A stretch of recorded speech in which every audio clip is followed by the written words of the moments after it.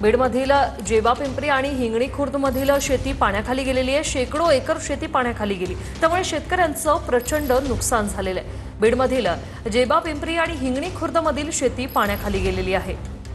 शेतकऱ्याचं प्रचंड नुकसान झालंय। शेकडो एकर शेती पाण्याखाली गेलेली आहे। बीडमधील ही बातमी अशोक काळकुटे आमचे प्रतिनिधी आपल्यासोबत थेट जोडलेले आहेत। अशोक, आपण पाहतोय शेतकऱ्याचं हे मोठं नुकसान, काय माहिती?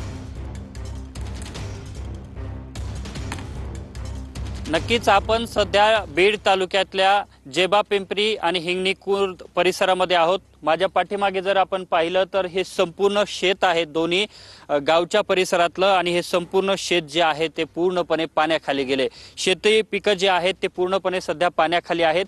गेल्या 2 दिवसांपासून जो जोरदार